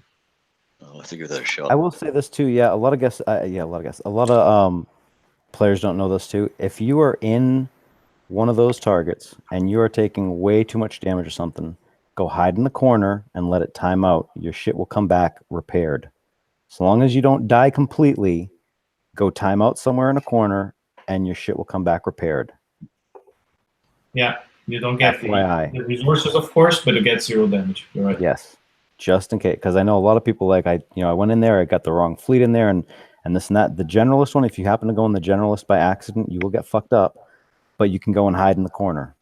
And once it times out, it's like 21 minutes, 22 minutes, something like that. Once it times out, your fleet's back and it's fully healed. So don't just freak out and walk away and let the thing die off. Just go hide in the corner and you get it back with no damage. Yeah, because if you die and fail, then you come back all damaged. You Fucked. come back. Yeah. And if you retreat, I'm assuming it'll be whatever Yeah. damage you have. Yep. Yeah. That's good advice. Let it time out. Well, you Let it can't time retreat, but yeah, he's saying timeout. You can't retreat from you can tell I don't Oh do yeah, you very many can't. Yeah, that's expeditions. right. It's a 25-minute timeout. Go do something else. Forget about it. Yep. Yeah, because they will come back home. Go roll some crews. Woohoo. God. I don't know how the hell you guys got fucking grease money. I'm so pissed off right now. I have to get more uranium now. I've been rolling this whole time. I'm about the same spot you are. I've been rolling this whole time, and I've popped a demolition squad. I've popped a remote raider, and I've popped another bullseye. But I can't get a fucking grease monkey. How to the save my fuck are you soul. rolling bullseye? I I'm just not gonna tell them. all you guys can go fuck off. Bullseyes don't work though. I've told you that. I've tested them in a couple different targets, and they're not having any effect. Hey, George, I just rolled another one. Oh, Fuck you. I'll share my screen to prove if you want. I'm just looking for the. No, I don't want to see it. Don't rub it in. Don't rub it in. Keep that. Okay, you don't want to see it? Okay, fine. Even But I I got 3. I've rolled 2 since the show started. My theory is that the uranium from that TLC is special, and it's giving me good luck. I'm gonna. That's the uranium from that TLC. Special uranium. I'm gonna start sending my my fleets into what the hell do you call it? The arena. See if I can get one that way, maybe. There you go. Good luck Can finding you a still map. get the rocket crew from there? Yes, you can. Because You I can have still one. get. You can still get demos from it. I actually know a guy that from last week he sent me a picture. He got a demo from it. I try and tell everyone this. I like send crew like just if you have nothing to do because they come back healed, right? Send it out because you never know what you're gonna get because you can still get bullseyes from it, demos from it. You can still get every single crew except the Silent Hunt. Is it Silent Hunters? No. What was it called? Crypt Keepers. Crypt Keeper. Thank you. That's the one. That's the only one that you can't get. Hey, George, second GM. Fuck you too. Oh, it's so much more fun this way. Yeah, it probably is. I'm gonna start sending you PMs. Hey, George. Hey, you know what? I should show you guys my 2 completed TLCs for a whopping like 40 minutes of damage on each one. I don't care. I got through all but 1 of the masteries, so they're done. I don't care. Wait till he's in bed before you send the PM. I don't Talking get about you TLCs, dick. by the way, I just wanted to say to anybody who's catching up and watching, if they have the manticores and can do that, I mean, people should realize that if they are able to do the masteries and all, at the end of 3 months, you can have a whole bunch of tokens and pretty much complete a fleet on tokens. Right? With 7 tokens, assuming they're going to rerun that every month. I would hope. I hope so, right? So it's 3 times, it's 21 days of tokens, plus some time, plus this, plus that. It's a very easy, cheap way of, at least by the tech store 7-day-long raid, having a full, complete Skull fleet for free. Did I hear Aaron in here? Yeah. I did. All right. So this is actually going to be good. The guys that are at top end that are done, because Aaron's actually trying to catch up. How would you propose players that can't do the stuff, can't do the FMs, can't do the TLCs and shit? How do you get them back into the game and caught up? If they can even do FM, then it's bad. They gotta be able to do at least like tier 2, 3 of FM to start getting the icebreakers or whatever. Where you at right now with the FM, Aaron? You got dragons eventually, right? Yeah, I've got the dragons. I never did get the Greta dragon. How are you using your dragon? So I'm hitting currently I'm hitting 120s, 121s. Oh, okay. So you got all right. You're Oh, fine. there's he made me on Featherhead the not chat. caught. Cuttlefish runs his dragons one per fleet, hitting 89s on autopilot all day long for 0 damage. That's what I was gonna say. Yep. I'm That's an idea. hitting a few. I'm hitting or getting a few prizes out of tier 5 regularly a week, but it's fleet management, and when you throw the TLCs and all the other bits and pieces in, that's when it gets real difficult, because you're obviously wanting stuff out of the TLCs, you're wanting stuff out of the FM, and when you're looking at the repairs sometimes on all those fleets, something has to give. If there was any advice I could give Kicks, is content. It's just at the moment for people in that mid-level range, I think the content is way too much because they just can't cope with everything they're putting out there. Even at the top is too much. I consider myself to be all caught up on everything, and I don't keep up with other content. I don't get the latest bounty prize. I just forget it. Too much time. I get all the content, even the bounty prizes, but I'm gonna tell you what, it's just this is way massive content overload. And to be honest with you, I don't see anything in the cards right now that makes it even look like Kixeye has any intention of slowing down. I think What I they might need go to do, different. they I need think reductions. They need to, if they're not going to slow the content down, they need to give us reductions in repair times, in Yeah. build times, in That's what I refit was- times. That's Yeah. where they need to come. They want us to do the content, and not to monetize it at all, but if they want us to coin it, they have to make the game affordable for everybody to go through and coin the whole lot so they can get it. I think they're completely missing a level of player there that would coin if it was affordable, but won't because they don't think it is. And I think they're missing out on coin. I was going to go with, maybe the content would be okay if it was time manageable. I think the biggest gripe that I hear across the player base from top to bottom is the time that it takes to actually stay caught up. Not so much like how much damage. I mean, a lot of players complain about the damage. A lot of them complain about the gold, but I think the one that goes through everybody, the one that everyone kind of agrees on, is the time that it takes in order to do all the stuff as well. Oh yeah, because with the points in the FM, you're now looking at 3 mini raids a week, plus the raid, plus bounty. We don't get any time off anymore. I mean, there's no time to actually just go out and hit bases and play the game. Yeah, the fun part of the game.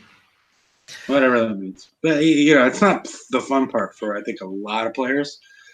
I mean, if you look at some of the surveys that have come back, the game has changed significantly since the way it started, because Player base has changed, Hefe, because the guys who are really hardcore PvP gave up on the game and don't play anymore because they're just tired of chores. So yeah, a lot of the population who remains in the game likes the PvE comp. They're fine with that. Yeah, and they've changed the game. I mean, back in the PvP was born out of boredom. Third one. At least the way I see it, it was born out of we ran out of things to do, and now we're going to go hit bases because we have plenty of time to experiment with our builds, to do different things, because we weren't on this, somebody over our back with a whip telling us we need to get this done, we need to get this done for the PvE content. This is more about, back in the day, that was more about okay, I have time to do other stuff. Yeah. That's why I had some questions, it felt incomplete in the survey. Experimentation, or with your builds or your base or whatnot. We don't have, with our base, we have a lot of flexibility because of base parts. But as far as our builds, I don't think we have as much time for experimentation at this point in time as we used to, because it'd be okay, well, your shipyard's going to remain empty for a while because you were waiting for what? You were waiting for more resources. Well, I think they're also kind of, trying to feel out what they need to ask too, because I mean, it's a brand new team again, right? And they might just have realized they're just out of touch a little bit. So we might see more. Now, I do wish that we could experiment more. What I would love to see is maybe not for the current set, right? But for last set, right? So the last set of Siege and Skirmish and all that stuff, dump tons of tokens somewhere for us to get, either in the FM or in TLCs or something. So that way, if we want to go and fuck around with our builds, we get to at least have something that we can kind of toy with, if they don't want us to be able to just crank out the new stuff. I mean, that used to be fun. I used to love being able to fuck around with my builds. Yeah, and we also had, at that point, we also had data mining so we could understand what we're building against. But yeah, I understand what you're saying. Once everybody has pretty much all this stuff built, dump a lot of tokens on TLCs that are not incredibly easy, but easy enough that we could be okay, I'm going to do this for fun. I'm not going to be taking 14 hours of damage to get, a VXP token. Then I can understand what, then you get a greater chance to experiment with the game, with your and you're definitely onto something, because without the tokens they offered for Skyfires and Phoenixes during the 5 months of Assault Raid, I played a lot with my setups, trying to see how far I could take them. And, I got my Phoenixes to do like 2, 3, like a whole set of 80s before they died. And it was fun, right? Yeah. See, the fun. Trying to get that extra drop out of the stone, Yeah. I was only just talking to somebody last night who was telling me that they've only just built their Gutspill Skyfire. Now, they've done that just for titanium, because obviously that raid is over and done with. But now they're worried. They're saying that now that they've finally got their fleet together for titanium, they're worried now that they're not going to have the next fleet together for the next round of titanium. And I can understand where they're coming from there, because it's just moving at the last 3 raids, I've had 3 hulls built for each raid. So I'm falling short of getting all my hulls built. And this is a lower level player struggling to get resources. So something somewhere has to give before they start losing more players. They have to do a better job of transitioning. Exactly. I'll be honest. I mean, for maybe 2 years now, at some point you've got to make a decision. Either you open your wallet, or you find a good friend who has the top tech, and then you get, for that cycle that's just beginning, let's say right now Skirmish, for this cycle you get the top ship, and you get the top fleet built by the 2nd raid at the most. The moment you do that once, and from then on you can actually keep playing for cheap if you put in the time. But it's to get in the hamster wheel, like of keeping up with the top prizes. Once you either gotta break the wallet or have a good friend. I agree with you 100%. I mean, with the amount of money or amount of coin that I used to put into the game, I'm just not willing to do that at the moment, because I just don't find the game affordable enough. You're not getting value for money out of what you're coining and what you're getting back out of it. And Aaron, and that's because of how quickly that investment dissipates. Is that what you're saying? Well, that's right. And I mean, it's not just me saying that. I mean, I'm hearing people who are big coiners saying the same thing. They're getting sick of putting loads of money into this, and then all of a sudden that fleet becomes not obsolete. There's still items that they can use them for, but still not getting what they feel to be value out of it. Yeah, it seems to come up with, I mean, at least to my opinion, once they introduced the auto part of the game, at least as far as PvE, it seems like they introduced much higher minimum damage. So your skill hall's taking more damage because they need to balance it with the auto hall.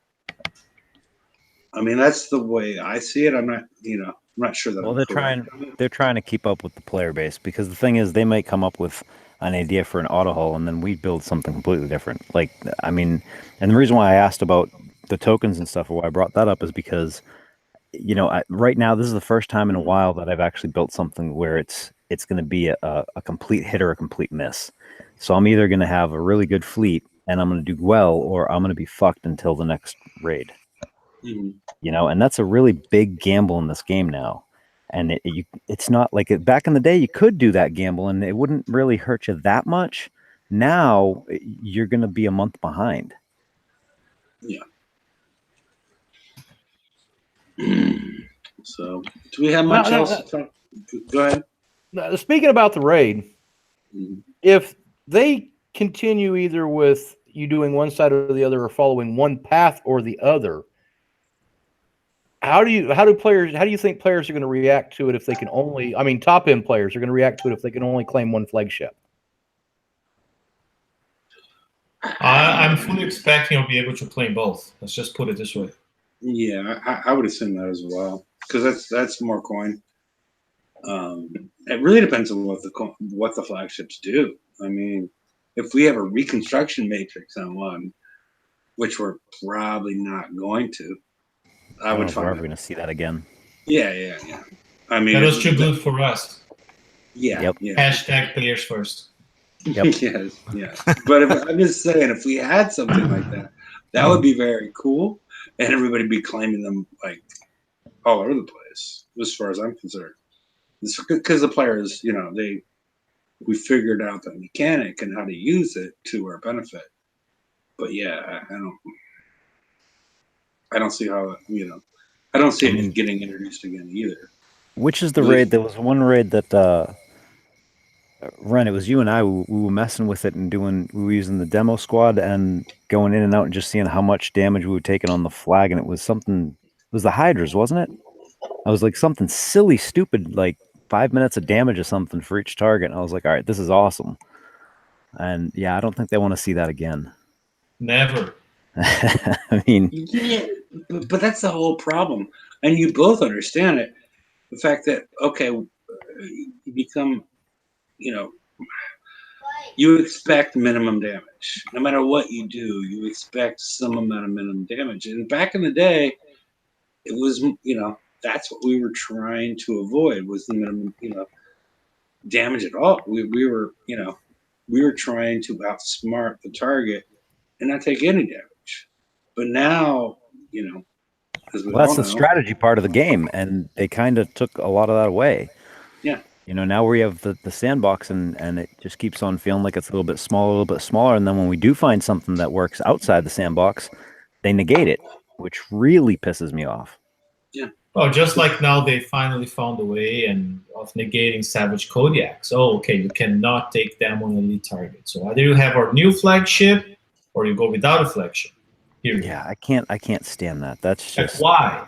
Why can't I have my SK in the corner? Yeah, and I was, me and George talked about like, okay, well, as opposed to just excluding them, this is a way to get at least nullify the benefits. It's because they're not. I don't really feel that this group is completely understanding all the specials, everything available to them as far as how to change the game. That's what because priority targeting and things like that would have taken care of that. They just don't have the history with the game that the old people do. I mean, I'm sure they can catch up eventually, but I mean, the thing, look, the Gridiron Monolith still burns my ass because that change, that negated entirely a build that worked fantastic. And it was what they did it like 2 days before the raid. I was pissed. I mean, ask Ryan, I flipped my shit. Completely flipped my shit. I think most player base did.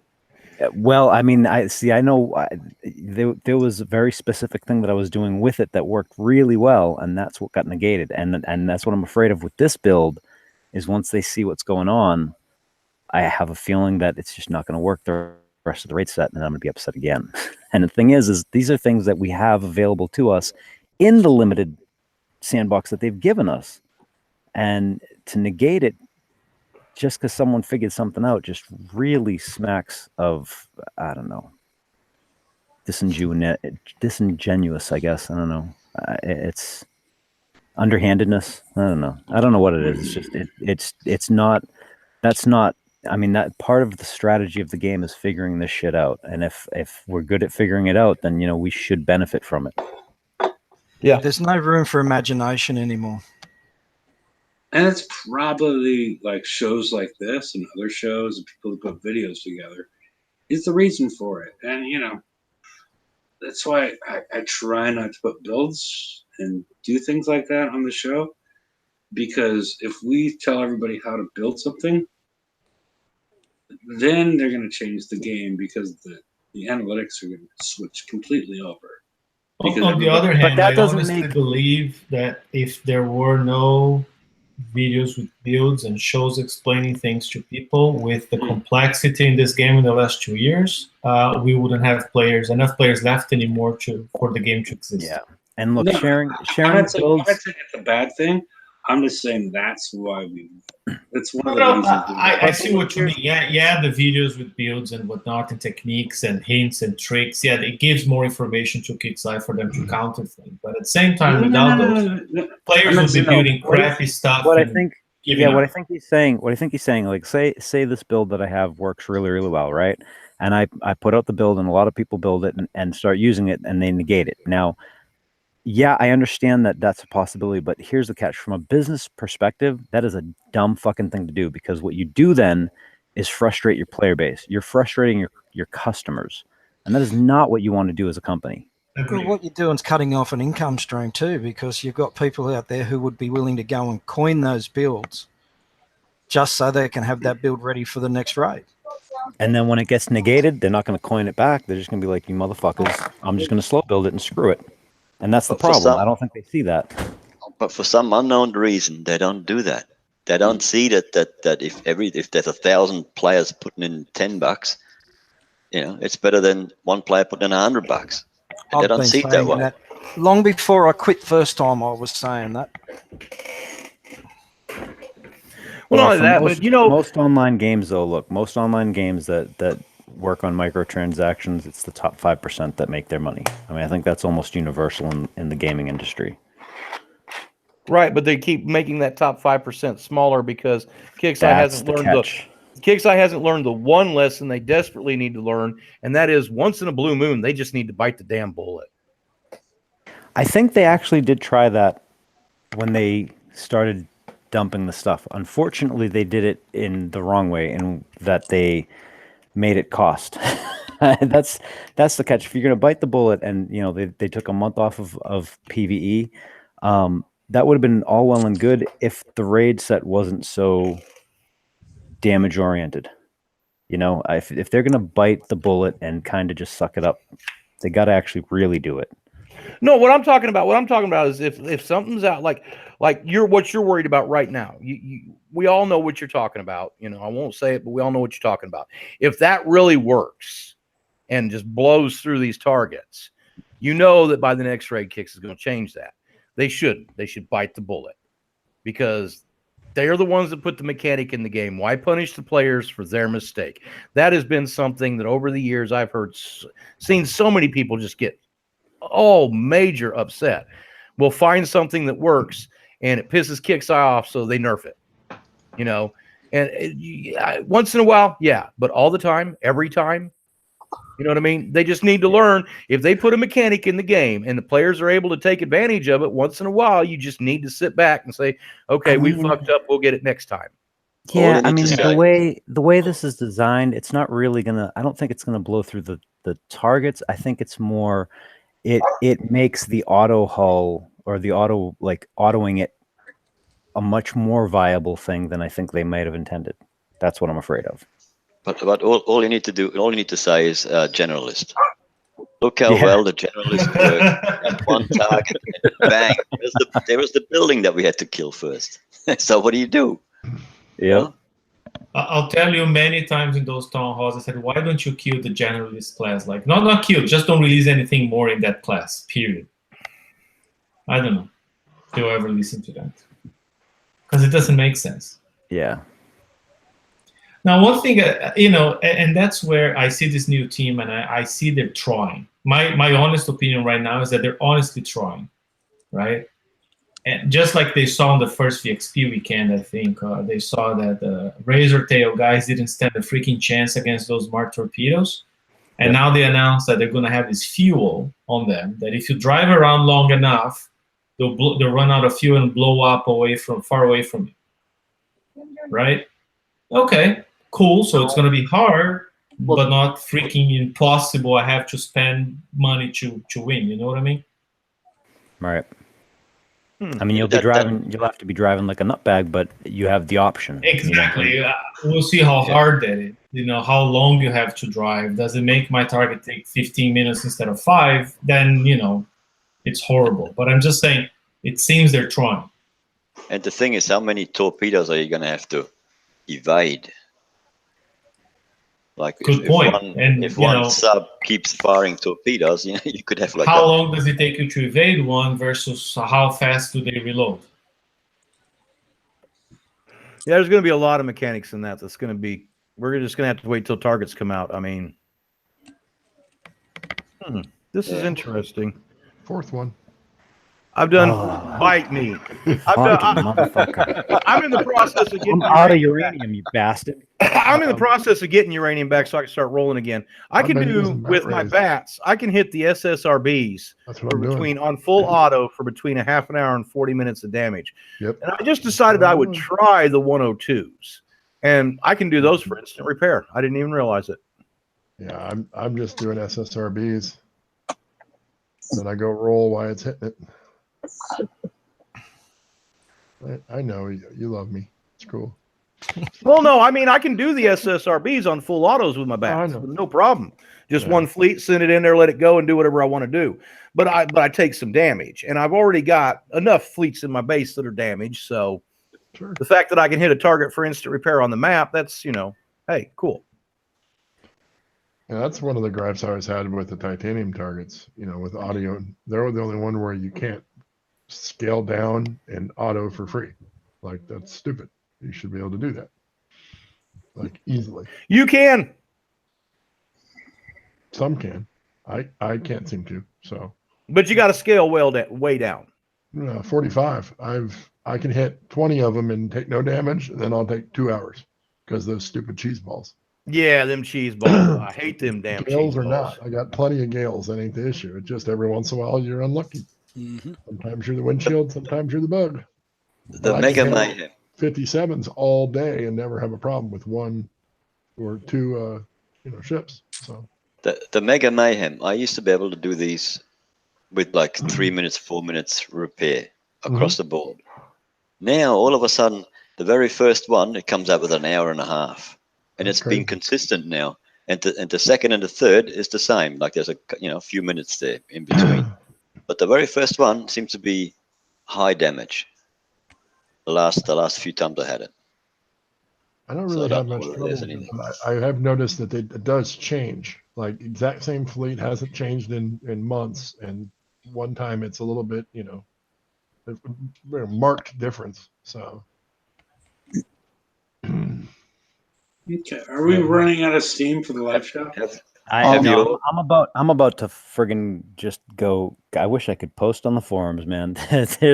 So I got sent a reply to someone that Lady J. I mean, everyone knows Lady J. She's going off on how she can't hold these tokens, right? And she's complaining to somebody that, it's not for, it can't be for just low players because, you can use base parts for level 9 platforms and this and that. I'm like, how do you not, like, the thing's designed for icebreakers. If you're using icebreakers in this damn thing, you probably are having issues with all of the stuff, with uranium, base parts, with titanium, with all that crap. Why? Just, how hard is this to understand? It's a catch-up fucking TLC, not for you guys. You're going to piss everybody off, and they're going to lock it to everybody. You're going to ruin it for everybody. Shut the fuck up. Damn. I'll mention something to her. She's in my alliance. Damn. Yeah, she does some special things, but yeah. I mean, I understand, it would be nice to have them, okay? Yeah, I understand that. But damn, don't be so friggin' like entitled that you're going to ruin it for everybody else. Exactly. Shit. To change subject completely, what do you all think of that second coin offer or gold offer? I mean, we had what, 5? About 3 days ago or so. And the only one that was really worth it was the bottom one, the $4.99 one. Yeah, the $5 one was that was worth it. That's true, but now they said that there's a new offer come out.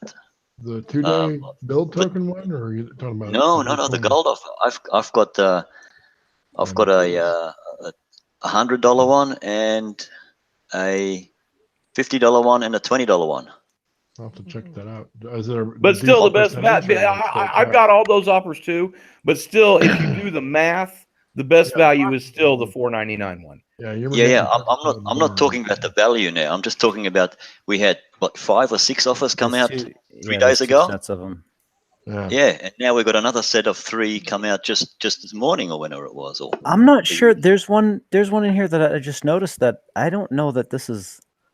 There's a ship build, a 1-day ship build, a 1 and 2 Gale 3s for $10. Yeah, that one doesn't really Not a very good Like deal. I'm not that thrilled about that one because the last one is a day build token and a hyper 30 for $4.99. Now that one I Yeah. could see. Yeah, still, I like the Two one Gale that's 2 days. 3s? You get the 2 days and the missile defense system for $5.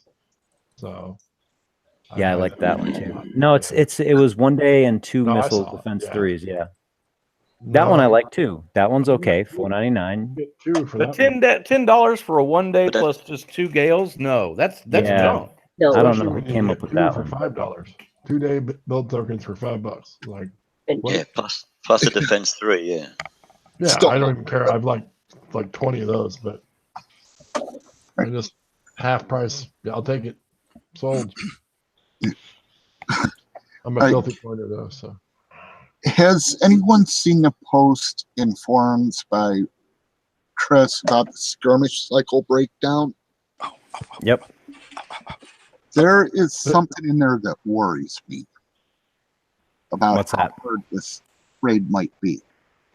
They're bringing back the 89 and 69 mega convoys from the last raid cycle. Yeah, I think they're doing that because a lot of people were complaining that they're not going to be able to even get 4 of the hulls out, and I think it's kind of like one of those instances where they're going to have it on the map. You can hit it, and you can get there won't be any bonuses or anything, but you can use your manticores. Yeah. Whether or not that's indicative of how difficult the raid itself is going to be, I don't know. But there is something in that post also that I like for the lower players, and that's the Crushing Tide campaign. If they do it right, if it's not too punishing. Yeah. Yeah. Again, based on icebreakers, FYI. Yeah, that's why I said for the lower players. Mhm. Yeah. Okay. I mean, I scrapped my tides already. Yeah, but I mean, if I actually kind of like the fact that if they're saying that the tides are their way to get into this raid set, then I'm hoping that means that they've scaled each tier accordingly. That might be a good sign. I mean, we won't know until we see, but that might actually be a really good sign for the raid set, at least. Yeah. Let's hope. We'll find out Thursday. yay. Yeah.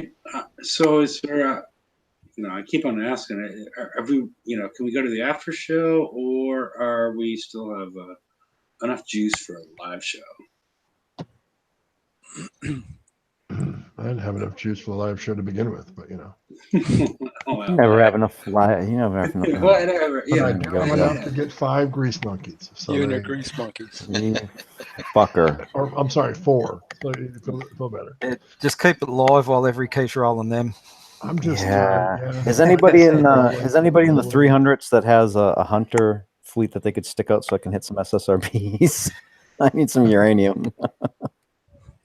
Well, I'm in the 200. Sorry. You suck. You're in the 200s. I'd help you. Okay. Well, I'm gonna end. Is Ren still on here? Did Ren jump off? Yeah, No, he's still on. mute. He's on He's mute. muted. Oh, I was gonna say, is he in the 200s too? He's rolling grease monkeys. Yeah, he's in He's my rolling line, so grease yeah. monkeys. I think he is. Yeah. I See, think and so. back when we were trying to figure out where they came up with the RNG seed, that was one of the things that I thought was based on was the sectors and stuff. Mhm. I wonder if they never actually changed it. That would be interesting. I'm gonna have to try that shit again. How many people are looking forward to the downsize? Me? Ooh, I'm mixed about this one. I am too. I mean, it depends, I guess, on how they do it. I know that there's a lot of players upset if they have to leave their sector that they've been there for since forever. I don't know. Yeah. All these people tagged with, That'd be funny, yeah. 263. I'm just looking up, Well, you know what I'm concerned. Three. You know what I'm concerned about. Okay, they downsize each of these sectors, right, and try and cram us all into much busier sectors. I remember back in the day when this game was hopping, and you try and jump into a sector, you couldn't get in because it was full. And then on top of that, finding targets to hit was a nightmare sometimes. That's the thing that I'm worried about, like base parts, 103s. I already suck up all the 103s, and I went to quiet sector to do that. I suck them all up within, like, as fast as I can crank them out because I can auto them. Yeah. What happens when I go into an area that there's a ton of people? I mean, are they going to increase the resources, or is, what's going to happen here? Well, you can go to neighboring sectors. I mean, I'm all over the show. I don't just stay in one sector. But to what get we're my saying, resources. but I just go toxic, they're further and further But away. I all guess. the Right, but how sectors are you gonna going to find? Yeah, how are you going to find a 103 though? I mean, it's not like they spawn at every single SSRB. Maybe they'll finally Right. take the idea of putting it in the camp tower. Yeah. I don't know why they don't use that camp tower more often. Because I don't know Yeah. either.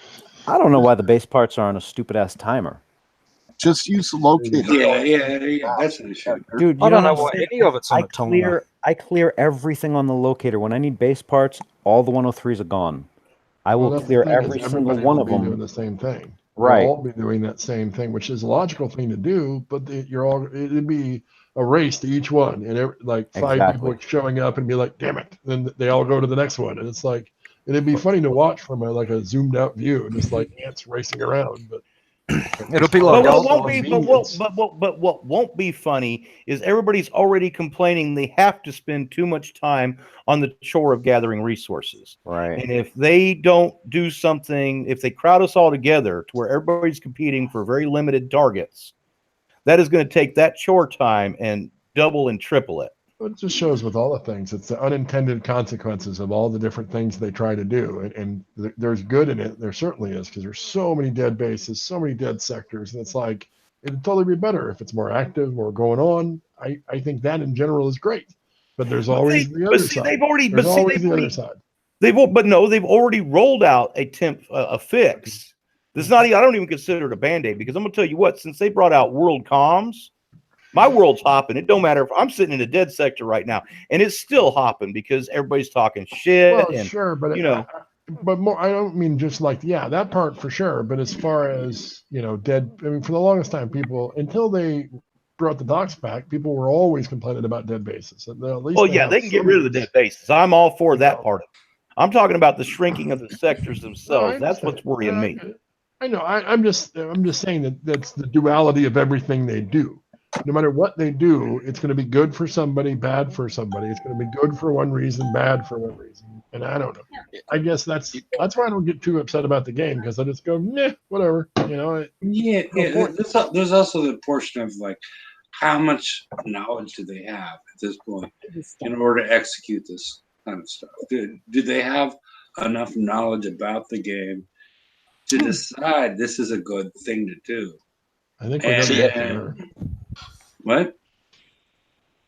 Everybody's saying that it was better in the olden days and whatnot, and it was. But most of a lot of the players now don't even know what it was like, and when it 6 years ago or whatnot. There wasn't that many chores. You didn't have all this crap on the map, But why was this? Because personally, my opinion, I have an opinion on this. My opinion is the fact that in the olden days, the people that created the game were still the game designers. Playing it. And playing the game. Yeah, they were the game designers that played it, and they had pride in what they did originally.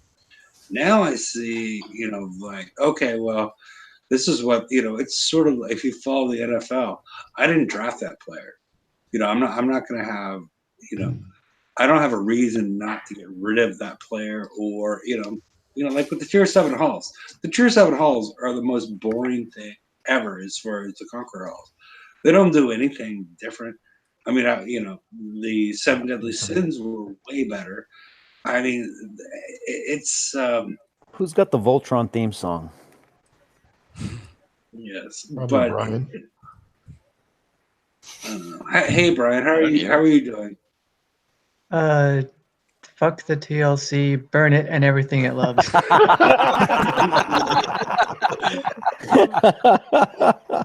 think Kill it. Just summarize the earth. And salt the earth, huh?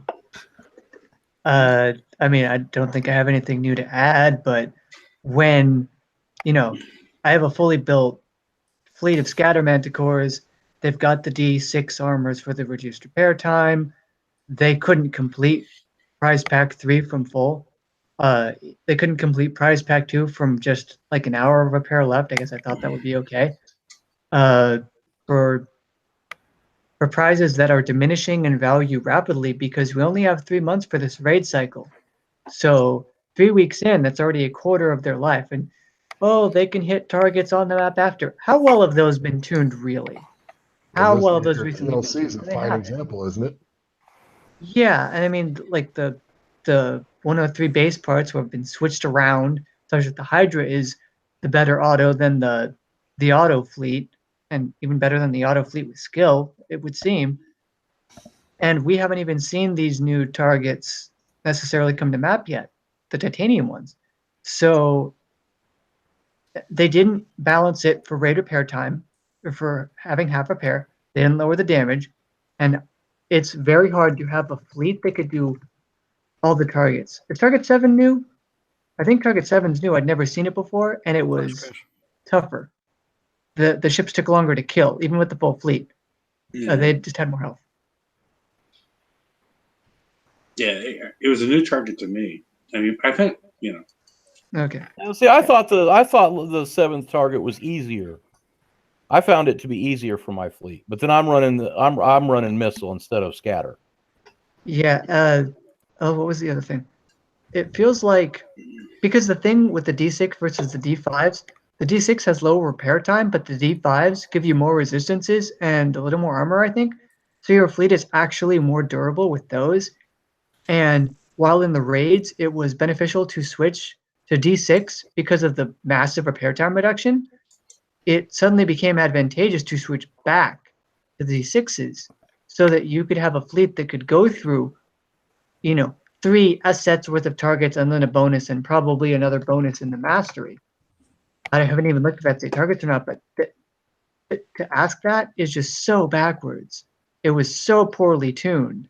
Like, this should never have even occurred, but the first raid in the cycle should never have even occurred in the method that it had, and and that happened too. So I wonder now how people react going forward if we get D6 skirmish armors. Are we going to swap to that, or are we not, knowing that there might be a TLC where you either need 2 fleets or something that you need to be durable enough to take them like that? It's all wrong. It's all wrong. Yeah. It's unacceptable. I mean, it's that we don't trust what we get told. I mean, is that a big part of it? I trust not to trust it. I think that the TLC, I don't think we had any knowledge that, like, we knew it would be assault, and sure, and to some extent, we expected it to be hard because the cycle was already over. We had an extra month. We had some build tokens from campaigns and all that. But doing this with one fleet is incredibly difficult. And I don't think any of us were expecting that, even though it was prizes released in a raid 3 weeks ago.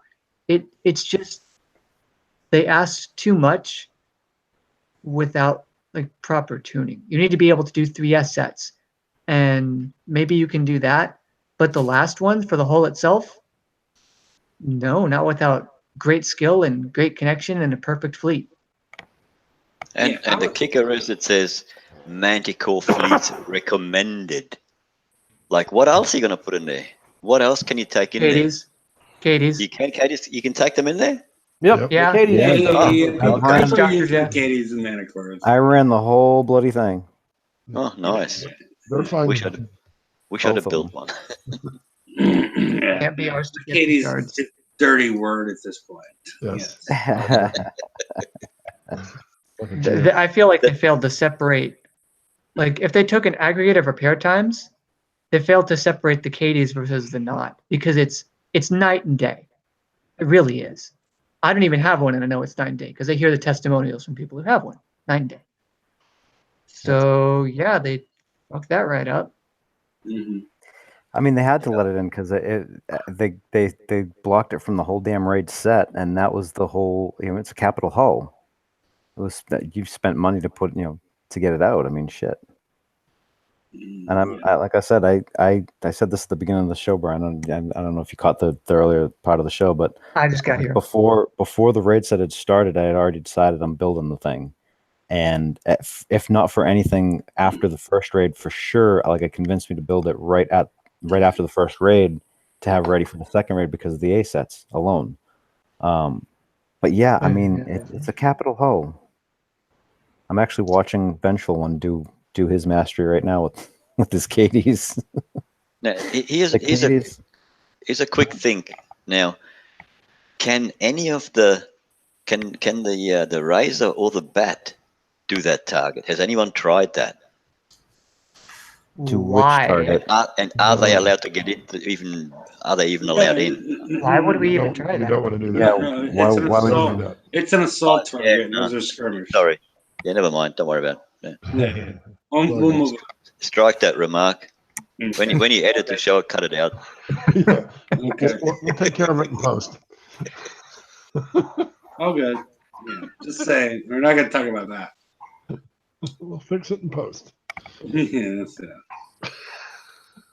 But do we have anything else? Because we're only 57 minutes over. That's Well, it. That's it. 57. Yeah, That's just bad. 57 We can minutes find over. some stuff to do. Honestly, I'm- I thought the show was 2 hours long. It's supposed to be. No, an We're about it's to 1 be- hour, and I'm really strict about the 1 hour show. I see that. Oh yeah. no! Yeah. Horrible. Unless we have content.